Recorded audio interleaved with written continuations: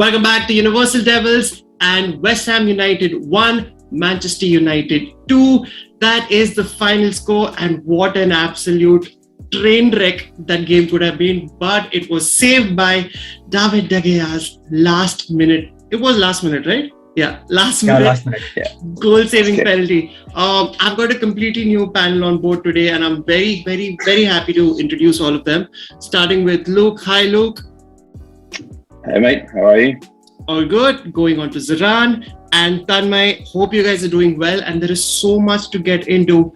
All right, the first thoughts of this game, and take a pick. Who's going to go with that first? So let's give opportunity to Luke. All right, Luke, go for it. Your first initial thoughts. Look, we won, and I'm incredibly happy with that. I do think Ollie has got away with it a little bit in this match. I was certainly worried when he was bringing Matic on, and obviously, the United way. If you've been a long-term fan, when Man United are drawing, and you're used to the Alex Ferguson days, you're used to Manchester United throwing everything at it to get the win. So when you're seeing a sub like Matic come on in the last couple of minutes, you're thinking, are you seriously settling for a draw against West Ham? So to see that goal go in from Lingard was brilliant, and especially the penalty save from David De Gea. So happy with the win, but there's a few shady areas there that I think we've got to work on if we're going to be title contenders. I cannot disagree with any of those points. Zaran, you want to add to that? Yeah, sure. I don't know where to begin with this one. There was so many things that happened in the last 5-10 minutes that I'm still trying to sort of wrap my head around it. About Matic, to be fair, that pass was from Matic to Lingard at the end. So it sort of worked out. I get why, those nerves started coming, especially after the young boys match where some terrible substitutions. But it worked out in the end. Matic sort of steadied the ship, and some horrible refereeing decisions, despite all of that, got 3 points. And it's the kind of game that, at the end of the season, they say that when you win these kind of games, that's what sort of makes a difference, probably. Yeah. Tanmay? Yeah, it was a great match, to be honest. The way the Lingard scored that goal, it was fucking brilliant. Probably the best goal for now. And that's from David De Gea. I guess after 2014 and 2014-15, it was the first penalty that he saved.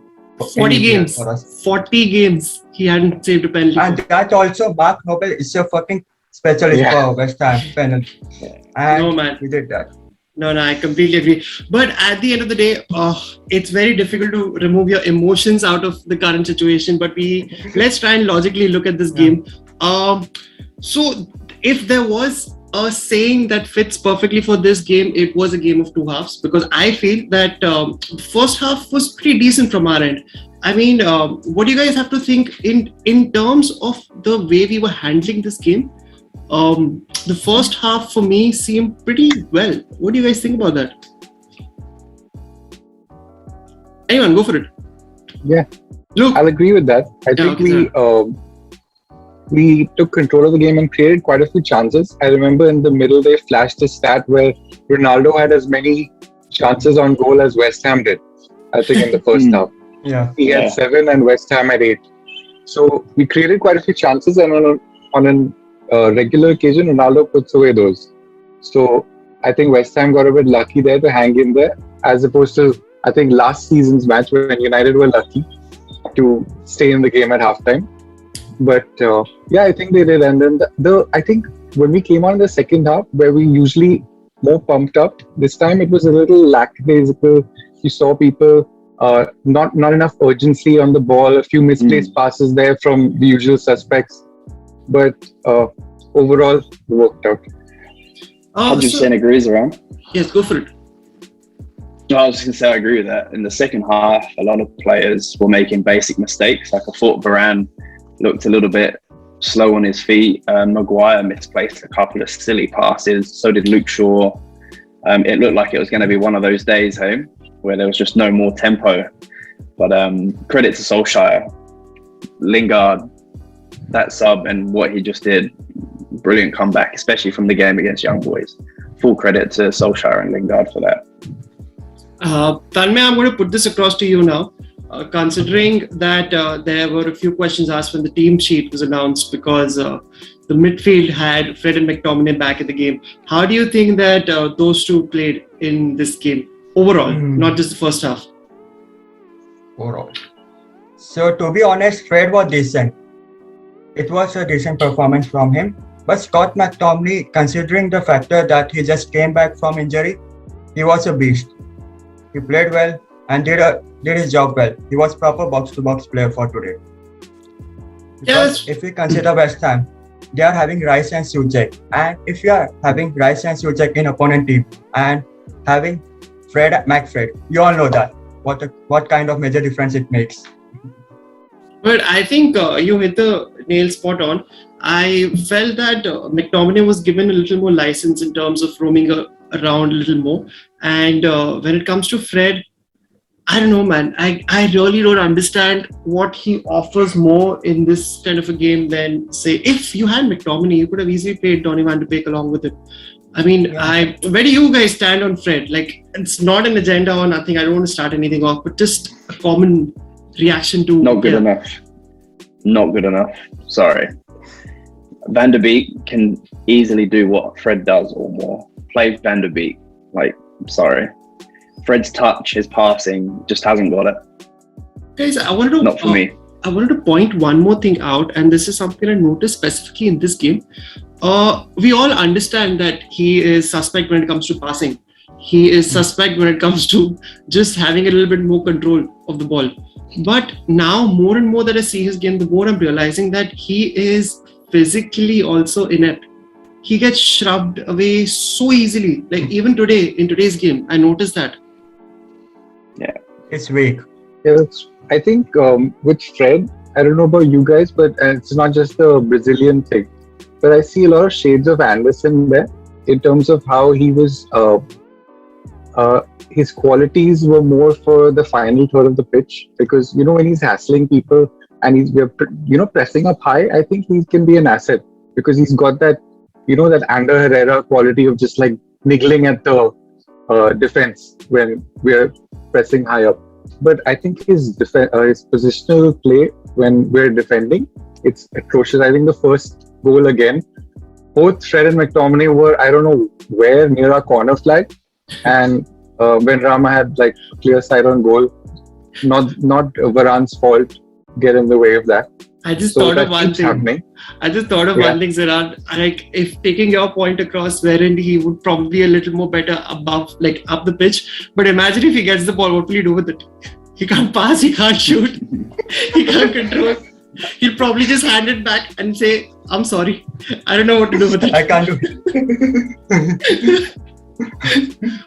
Moving on towards their midfield partners. I would want to call them partners specifically because, especially in the first half, I feel that Pogba and Bruno, it felt like there was no width being like offered by them.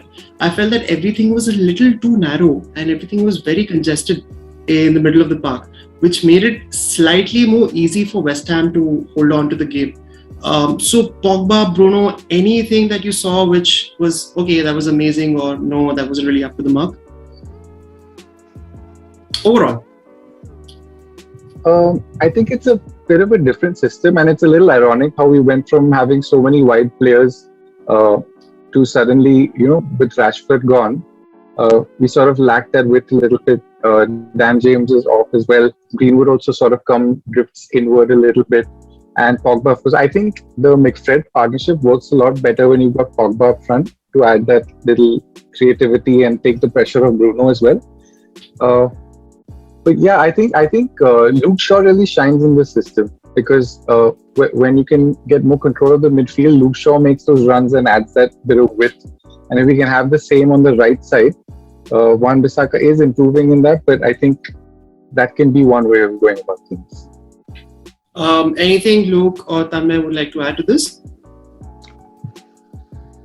I will just say that this season Luke Shaw is going to be one of the most crucial players if we want to win a silverware, because the kind of game he's performing, both defensively and attacking wise, It's quite brilliant. You know what? I was just looking at some of the pundits and some YouTubers. They mentioned that Luke Shaw's crossing and corner play wasn't that good. He wasn't putting but what I saw was that he was putting probably 70% of the balls in the right areas. Luke? I thought his set pieces were really good, and I think considering Manchester United have hired a set piece coach this season, the fact that we had double figure corners and didn't really challenge the keeper, I thought that was really disappointing today.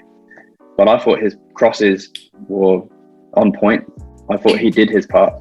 Exactly. That is exactly what I wanted to get at. I thought he was putting the balls in the right areas. It's just that we couldn't get anything out of it in the box. Yeah. And you got to remember, we've got Harry Maguire, we've got Ronaldo. These players are superb in terms of aerial ability. So how we're not challenging more from corners or, free kicks, set pieces. Yeah. I completely agree with that. And the thing is that we cannot really move on this conversation further without actually bringing in the most pivotal points of this game. The penalties that were given, that one penalty, and the ones that weren't given. Like, what the fuck? What the fuck? What do you say to those? Let's talk about the ones on Ronaldo first. Who wants to take it away? Luke, you want to go for it? Yeah. How many did he have? Like, was it three? Three tackles? Yeah. Honestly, like being a Man United fan, obviously I was calling for every single one. But in all seriousness, I only think one of them were actually a penalty. And I think that last one was a dead set penalty. Like, I couldn't believe that even VAR checked it and it wasn't given. And it felt even worse when they went down the other end. And let's be honest, the handball, it was a penalty, but it hurt more because that Kurt Zuma tackle on Ronaldo 30 seconds before was 100% a penalty. But that's the only one, in my opinion, that was a stone cold penalty. Zaran? Yeah, I agree with that. It was that, I think it was within a couple of minutes that happened, that passage of play, we were still fuming about Ronaldo not getting the pen. And on this end, and as soon as it went to VAR, I was thinking if Atkinson gives this. But I mean, in the end, to London. Yeah. I mean, in the end, karma prevailed, right? What a save that was! I mean, everything seemed to go as if Mark Noble is going to score. He has never saved one for I don't know how long, and Mark Noble is Mr. West Ham and Mr. Reliable. And he came on, and what a good save. I mean, it wasn't a great pen, but he had a strong hand on it. It could have been back into one of the West Ham players' feet, but good save. Tanmay, what about the penalties? Penalties. Okay, so I feel that around 2 of them were penalties for us, the challenges which were made on Ronaldo. And I feel that it was quite harsh on Luke Shaw because the kind of way his body was in. So what do you want Luke Shaw to do? To literally chop his hand or something like that?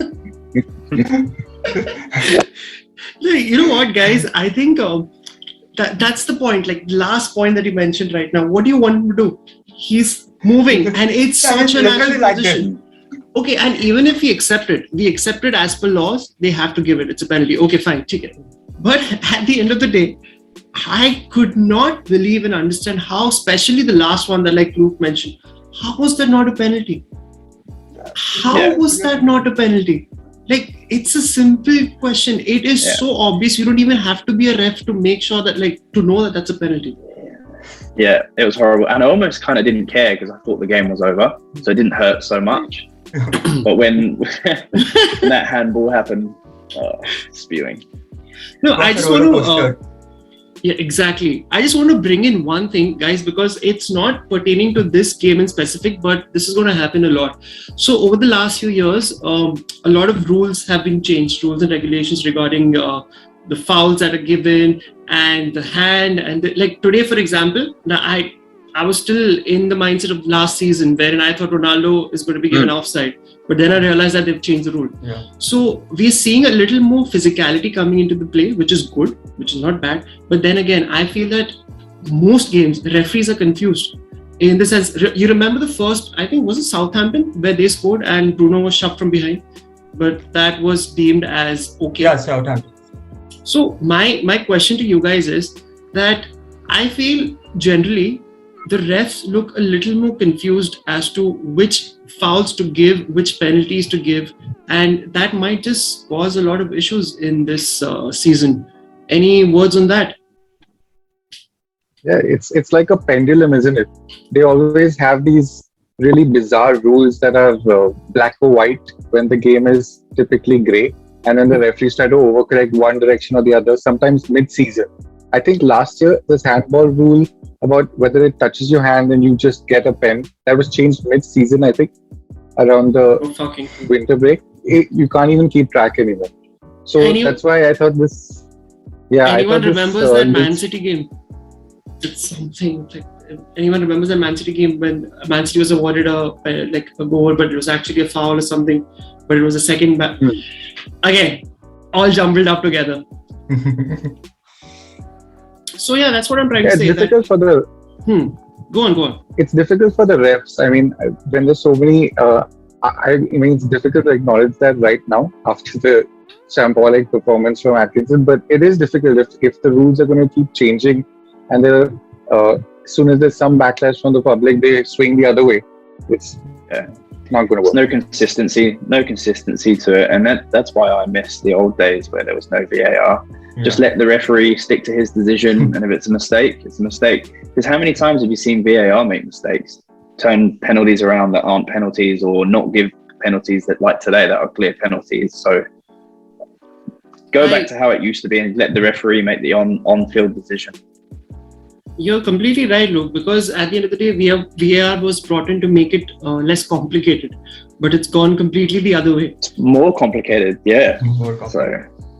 So today, apparently, the commentators mentioned that the last one on Cristiano Ronaldo, it wasn't given, or the VAR decided not to intervene because it wasn't a clear and obvious fault by the ref. Whatever that means. Whatever that means. Extremely vague statement.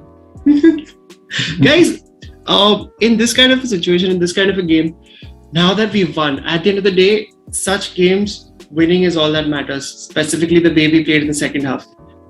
Usually, I think, Ziran, you touched on it, wherein it's the complete opposite of we pump our game up in the second half, but this one seemed to be going completely on the other side. Was it more to do with how West Ham came out, or was it more to do with how we played? Tanmay, you want to take that one? Yeah, I feel that the substitution that Ole made, bringing Sancho and Lingard, so it completely changed the way that we were playing. Because both the players, as we know, both Sancho and Lingard have got that trickery.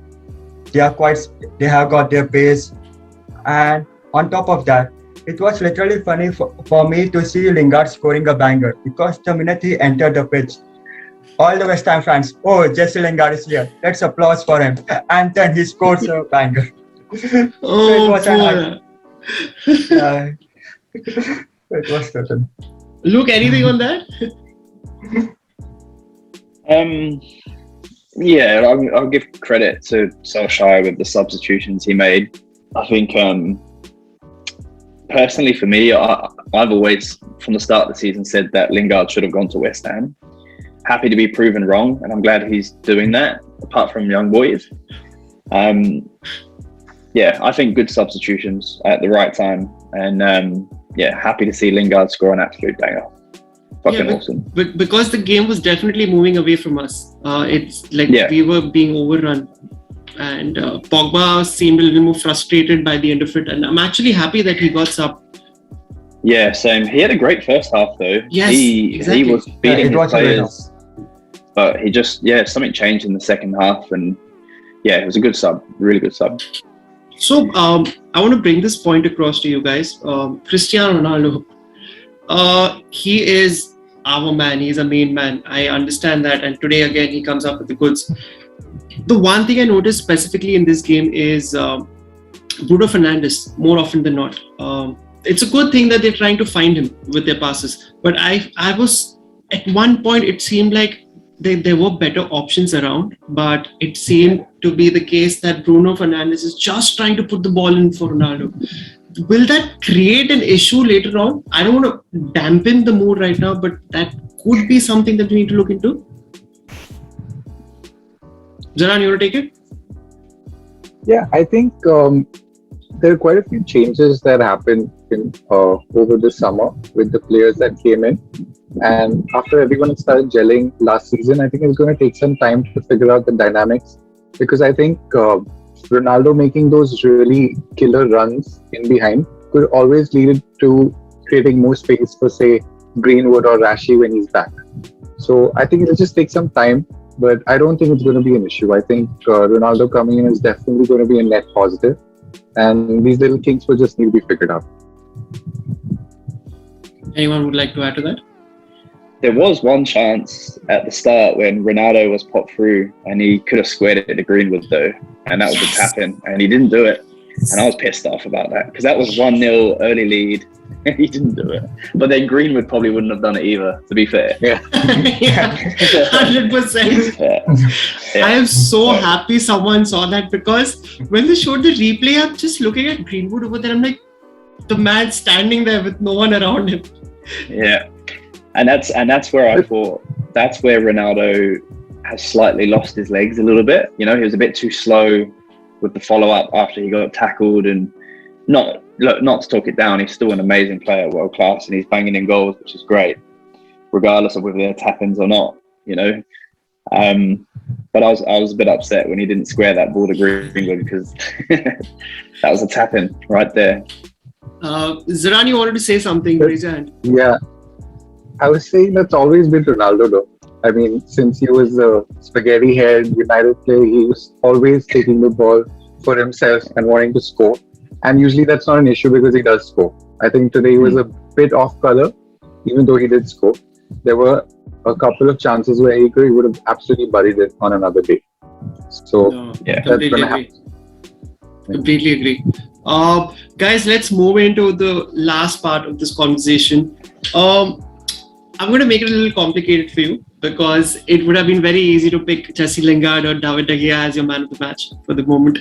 I'm going to put both of them aside. And if you had to pick someone apart from them who you think that stood out, because that's a complicated one, because even I had to think about it quite a bit. So who would be your man of the match if you take David De Gea and Jesse Lingard out of the game? For me, it will be Scott McTominay. Scott McTominay. He literally took a bullet for us. Yeah, on the face. Yeah, and even then he was able to clear the ball.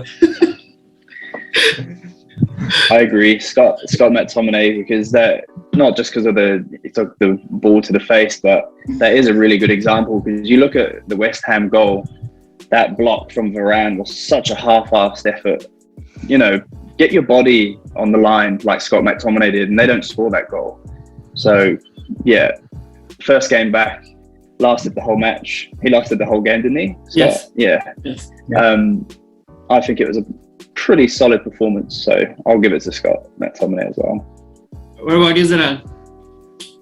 I think it was one of those games where they weren't. I think even if you brought Lingard and David into the question, it was one of those games where no one really stood out, but most people put in a decent shift. So I don't think there are any wrong answers. So just to add a little different flavor, I think it's going to be Luke Shaw for me. Because again, as I was saying, the width that he adds, and slowly, I mean, when you think about it, quietly he's becoming one of our most consistent players. Every game he puts in a shift, and he's got a 7 out of 10 performance. And yeah, that's fine. No, he's become a low-key fantastic player, wherein I think even his the fact that people started praising him also a little later than he actually deserved it.